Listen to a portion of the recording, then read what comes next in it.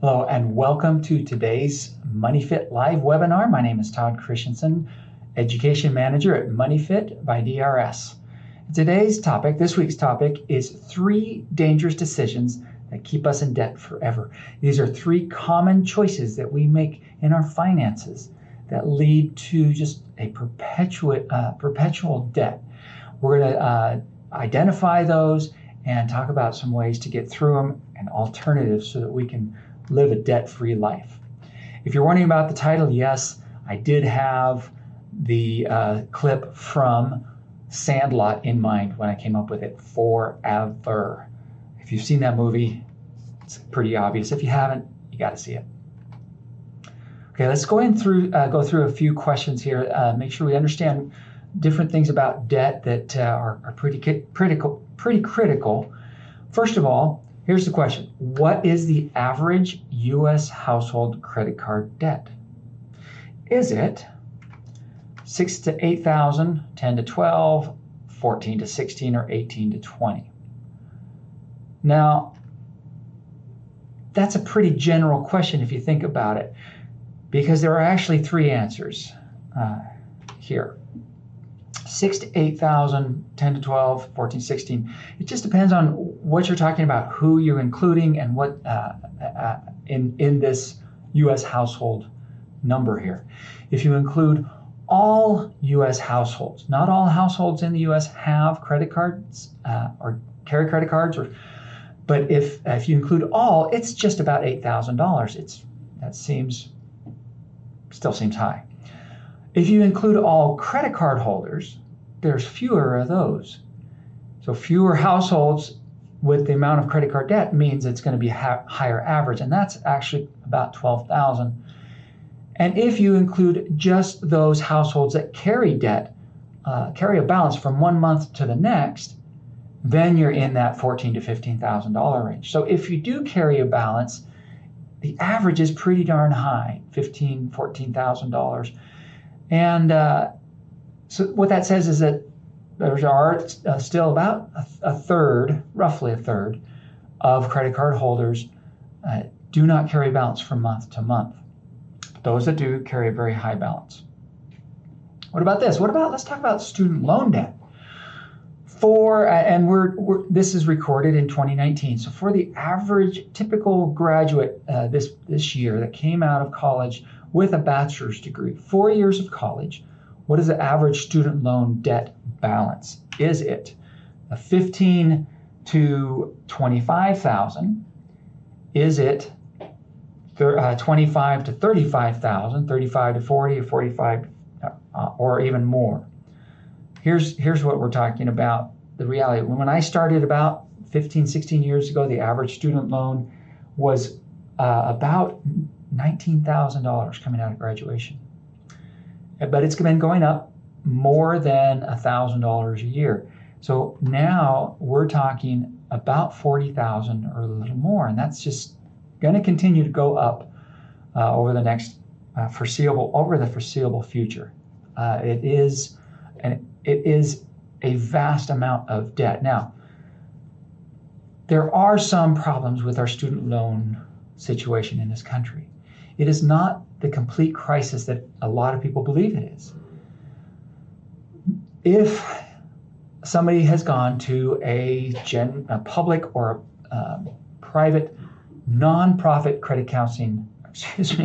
nonprofit university or college, these are the state colleges, state universities, or the private universities, the students coming out of these colleges generally are able to, even if they have large amounts of debt, generally have less trouble making those payments. The majority, actually it's about half of all problems with making payments, half of all default accounts in default, meaning there hasn't been a payment made when it was supposed to be made, come from students who attended for-profit colleges or universities. It doesn't matter what you call them. For-profit, these would be generally online or what I call strip mall colleges. They don't have a campus, a lot of them. They just have office space and typically offer certificates or associate's degree and maybe 1 or 2 bachelor's degree. Many of those degrees are not worth the amount of debt that the student goes into to get that degree. So that's another problem. A real problem, though, is for those who get into debt and then don't even get a degree. They drop out of school before they get a bachelor's or even associates. And so they don't get the bump in income typically comes with a degree, and yet they have all the debt. So large amount. It is not, like I said, it's not the crisis for general people coming out of most public and private schools. It's those who go to those for-profit colleges and universities. All right, now why do most people file for bankruptcy? When people get into trouble, they usually think of bankruptcy being the worst thing that you could do, and generally for your credit it is. There are times when it actually does make the most sense financially to get people a fresh start. It is never an easy process. I'm just going to say this, even though you have to understand I work for and employed by a nonprofit credit counseling agency, but go to see a nonprofit credit counseling agency first. Even if you think bankruptcy is in your cards and it's a sure bet, you have to, by law, since 2005, you have to see an approved credit counseling agency to begin with to get a certificate of counseling before that has to go with the petition, the paperwork that you file with the bankruptcy court anyway. So they might have a program to keep you from having to pursue bankruptcy. That's kind of the idea there. But go see a bankruptcy or a credit counseling agency first. All right, so why do most people file for bankruptcy? What is it that leads people into such a bad situation financially they feel bankruptcy is the only option? This is based on thousands of responses we had to people coming through our those approved counseling or education programs. We asked them, what is it that happened that sent you into bankruptcy? Overwhelmingly, it was job loss. It was over 50% during the Great Recession. But even since then, it's still been about 35 to 40% of all bankruptcies typically related to job loss. But that doesn't mean that it's not preventable, or that bankruptcy is not preventable in that circumstance, or in any of these, actually. All of these, sometimes bankruptcy cannot be prevented, but each of these with sufficient emergency savings to get you through for a month or 2 months or 4 months or 5 months or a few more months, depending on your financial situation, your income, can get you through those job loss or through a tough divorce or through a time when you incur a lot of medical debt. Can get you through that without having to go the route of bankruptcy. So these are, to an extent, and not in every case, but to an extent, preventable. So let's talk about fatal mistake number 1. It is savings. 60% of Americans have virtually no savings. They're living paycheck to paycheck. There are some studies that say that it is 80%. One from early 2019, I believe it was, 80% of American workers live paycheck to paycheck, meaning every dollar that comes in goes right back out and nothing goes into any kind of a savings fund. 26%, at 26%, also, this is the other thing. 26% will don't even, and this was right from the surveys of our own clients. 26% said that they had, 28, had less than $1,000 in savings when they lost their job or had the medical problems or went through a divorce. It's a huge number that just, even those who had $1,000, it was not enough to keep them going through bankruptcy. So fatal mistake number 1 is savings. We've got to understand what's the solution. It's consistency. It's not an amount. Talked about having a month or 3 months or 6 months worth of emergency expenses or survival expenses. The reality is it's got to be more than that. It's got to be a consistency. I don't care initially if it's $5 a month or $20 a month or $200 or $1,000 a month. It's do something every time money comes in. Put something into savings. Automate it if possible. That's even better. Put money into a savings account automatically whenever it comes in. Have it go right into a savings account where you can see that grow. I was just thinking about the other day about call it the great savings bribe. That if you think, hey, you know what, I can't save money. That's too much, or I don't know if it's enough. And so what's the point? Set a good savings goal. How much you think you really should be putting in savings, and then put it into a savings account. And don't touch it for a month. If you are successful in not touching that for the month, if you need this, if this is a motivation for saving, go ahead and take 20%, 30%, 40, 50% at the most, no more than that. 50% and go celebrate. There's some money that you saved for an entire month. You didn't spend it.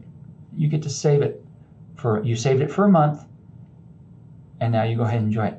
The great thing about that is now the other 50% that you weren't saving before anyway, that's now there and banked, and you realize you can live without it and prepare a savings fund for emergencies. So consider the great savings bribe, and especially if if you're married, you have a spouse or partner that needs that extra motivation. Say, look, this is what you're going to do. You're going to put this money into savings, and if you haven't spent it by the end of the month, you get to spend it, and I'm not going to make you feel guilty about it. I'm not even going to ask questions. Just have some fun. It's a way to get other people into it, and it's not a bribe, really. Unless it's illegal, it's not a bribe. It's just persuading others. Okay, so how much do minimum payments? Let's talk going back into debt discussion. How much do minimum payments actually pay down balances? If you make only the minimum payment on a credit card or store card, how much is that bringing down the balance? Is it 1 to 2, 4 to 6, 8 to 10, or 12 to 14? We wish it were 14, wish it were higher than that, but the reality is it is generally just about 1%. You make a minimum payment, and the balance on your on that debt really is coming down just a tiny bit. 30, 40, 50, 70% of your monthly payment can be joined just to interest on that account. So we always want to make more than just the minimum payment. In fact, that is fatal mistake number 2.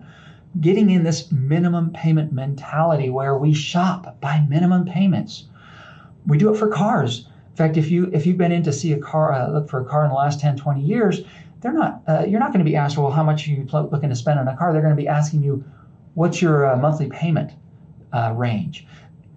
That's shopping by minimum payments. Do not go in there with that kind of mentality. The same thing is for homes. Well, what are you looking to spend a month? We need to be shopping by amounts, not by minimum payments. And then if we get into a credit card or store card debt, just because they say this is your minimum payment, do not accept that as what is due. Always pay off in full every month. If that is impossible for you, or you're in a situation you can't do that, then make additional payments every month. Set it and forget it so that it's paying more every month. You don't even have to think about it. And then in the future, whenever you go into a store, let's say a store card, you have a store card, you go in to buy some clothing, or you go to buy something else at a department store and you use their card, don't even leave the store before stopping at the service desk and paying off that account down to zero. That, if you're worried about building credit, guess what? It actually does build your credit. You have a purchase on it. You have a payment on it. You do not have to carry a balance. That is a myth perpetuated by people who don't understand what they're talking about. That's the truth. Do not carry a balance just to build your credit. That is bad advice. And it still happens. I've had neighbors given that advice by people who should know better, including some mortgage officers that just give bad advice. Don't shop by minimum payments. Shop by by the total price and what you can afford. 58% of Americans are carrying a balance on their credit cards. 40%, less than 40% in now are actually paying off their debts on a monthly basis in full on credit cards and store cards. Do not be in that larger group. Okay, what's the solution? Obviously, as I mentioned, pay off more than what is asked for. All right, another couple of questions here. Who helps consumers excuse me, pay off their debts dollar for dollar? So if you've got debt and you can't pay it off on your own, what's your option? Who do you turn to? Do you turn to debt negotiators or debt settlement companies, credit counseling agencies, state lotteries, or bankruptcy attorneys? Please don't say state lotteries. Please don't say state lotteries. I have a whole nother, I could go on for hours about how bad that of an option and choice that is. It's a tax on people who are bad at math and who also tend to be low income. It's just a bad idea for anybody who wants to waste, well, anybody. You're just wasting your money. Okay, credit counselors. Debt settlement companies are trying to get you out of half of what you owe or more. A success rate is about is low single digits. That's third party or external industry experts are giving those numbers. Internal are still only saying about 20-30%. The danger is if you go with a debt settlement company that says stop paying your creditors, pay us instead, and after a year we'll have enough that we can approach the creditors and see if they'll accept 50% in cash. In that time period, you're likely to get sued by any company you owe a large amount of money to. Then they take that judgment and they start garnishing your wages. And it, of course, trashes your credit for 7 years. But most people who are even thinking about settlement companies probably not worrying about their credit anyway. State lotteries, talked about that. Bankruptcy attorneys, they're there for a reason. About 1 in 5 of people going through bankruptcy that come through our program are filing without attorneys. So yeah, you can. I asked an attorney once, what do you say to somebody who asks if they need an attorney? They gave the best analogy I've ever heard. Said, well, yeah, you don't need an attorney, but if you have appendicitis, you don't need a surgeon either. You can take it out on your own, but it's going to cause a lot of pain and probably some very long-term dire consequences. Same thing with bankruptcy. If there's any complexity in your finances at all, there's divorce, if there's more than one person in the finance, you probably should consider talking to an attorney. Credit counseling agencies, where you should go if you are looking for third-party help to pay off your debts 100% dollar for dollar. What a credit counseling agency does is it works with creditors. They have arrangements in place with virtually all national creditors and most regional and local creditors to lower your interest rate, which leads to generally lower monthly payments. They also generally can get late fees waived, over limit fees waived, so that you can get back on track. FICO very clearly states they do not consider credit counseling as a factor in your credit score. There may be some initial positive or negative effects. It varies by individual, but over time, generally with zero balance after 5 years or less, you're going to generally have much better credit than when you started. All right, so here's the problem. Before people go to these kind of organizations, they usually go to and do what I call the debt shuffle, where they say, well, I'll just transfer this credit card balance to that new credit card over there, or I'll take out a debt consolidation loan. I've heard you can get a debt consolidation loan, one loan that pays off all these other loans. When the reality is, unless you have good credit, and most people struggling with multiple credit card debts to make those payments don't have great credit, it's going to be hard to qualify for a debt consolidation loan. And even if you do, they generally come at pretty high interest rates.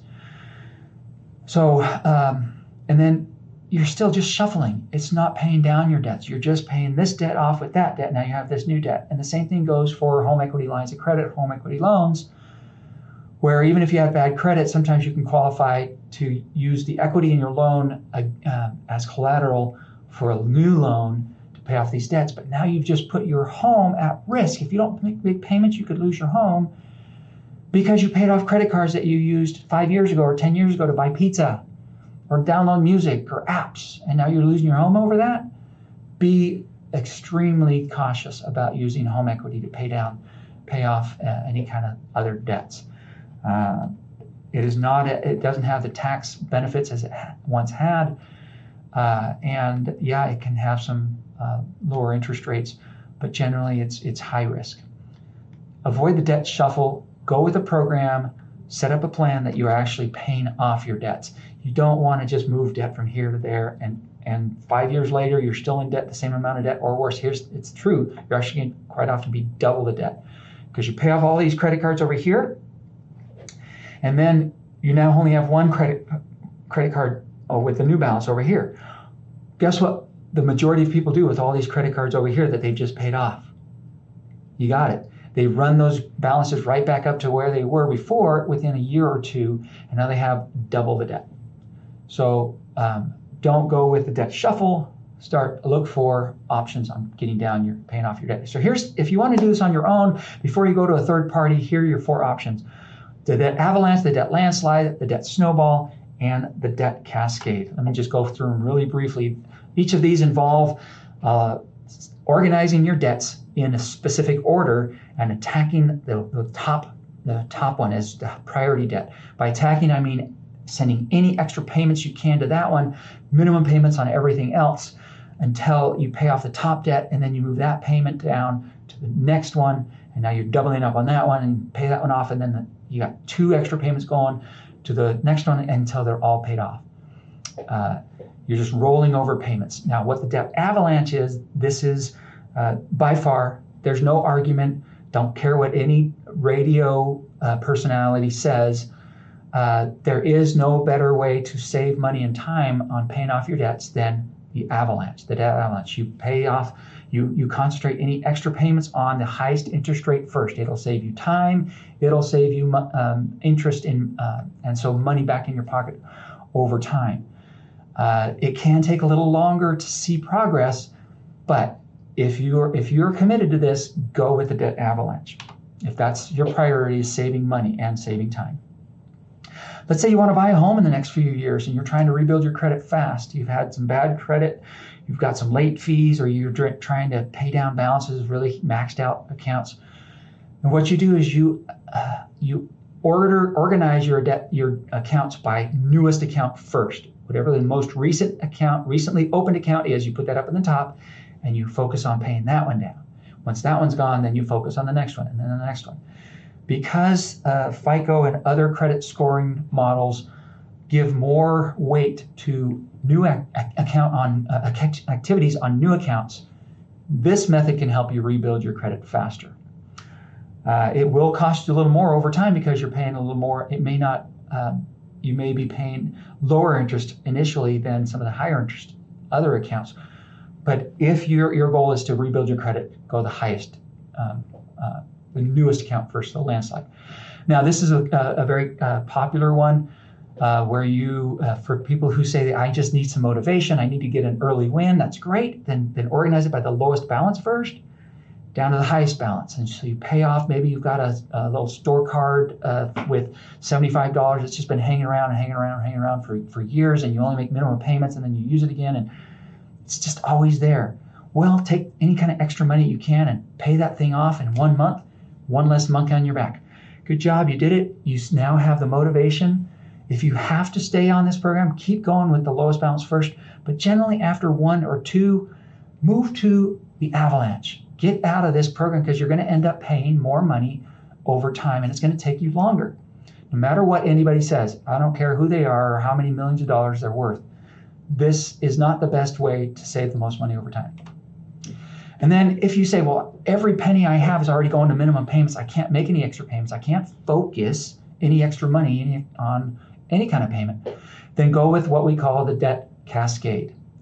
You make today's minimum payments, whatever they are this month, these are your minimum payments, you're making those, make them.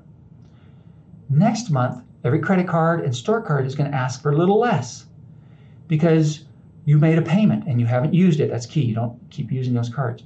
So they're going to ask for a little less. You don't go with a little less. You keep this month's monthly payments. And then the next month, they're going to ask a little less and a little less and a little less. And pretty soon you have $20, $30, $40 between what they're asking for and what you paid, what you're paying every month.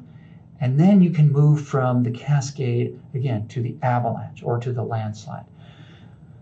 That's the Cascade, how you pay off without sending any extra cash every month. And then just keep going, keep at it. It can seem like a long-term struggle, but even on a desert highway, when you're going to start picking up speed, you'll be to the end of that valley pretty quick and onto a greater view, a vista from the next mountain. So keep it going, keep in mind what your goal is. The theory of change, if you're struggling, if you've tried it before and it just hasn't worked, try this here. 1, picture your future. Where do you want to be financially with debt in the next 3, 4, 5 years? Can you picture yourself debt-free? How's it going to feel? Can you almost feel the weight off your shoulders? That's what you got to give a picture. What is your future like? And then look, compare it to where you're at now. Kind of depressing for a lot of people, kind of frustrating. It is that discontent that creates motivation. Most people are not happy with where they are financially now and where they want to be. And that's the motivation you got to find and harness to start. And then what are you going to do? What are you doing now? What are you going to do now and in the near future to make the change? What's your plan? Come up with a plan and tell yourself, I'm going to do this. Tell yourself. In fact, if you can tell somebody else, it's even better. Share it with a family member, a friend, a roommate, somebody. Hey, I'm working on this. Check in with me every once in a while. Just see how I'm doing. It'll vastly improve your chances of success.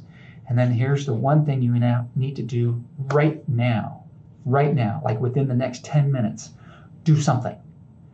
Whether it is trying to address your savings, lack of savings, open up a new savings account, or get on your phone, get online and transfer $5 or $10 over to a savings account. Yeah, it's not much, but you just made a step. You've just said, this is important to me. Look into what you're going to do. Choose one of those repayment methods. Are you going to go with the Avalanche, the Landslide, the Snowball, or the Cascade? If you're not sure, again, look it over again, but write it down and share it with somebody. Hey, I've just learned about this new Cascade debt repayment, and I want to buy a home in a year and a half. Share it with somebody. And so once you share it, you're more likely to actually do it. Thank you for sticking around with me. This has been loaded with a lot of information, I understand. But if you want a certificate of completion, if you need a CEU credit, then go to bit.ly/MFL, that's MoneyFitLife, MFL-3. And when you need to put your name, the name you want on the certificate, and it'll ask you for an email address so that we can deliver the certificate. It'll ask you for this passcode, EVER819. No capital letters, no spaces, no dashes, no dots, nothing. But thank you for joining me. Please check out our other webinars at moneyfit.org/academy or /courses or /live. We have all of these archived that we do each week there, and you can earn some other certificates or learn some other things. And then obviously give us a call, 800-432-0310. If we can help with debt, if we can help with budgeting, if we can help with credit building, 800-432-0310. Thank you again for joining me, and have a great day.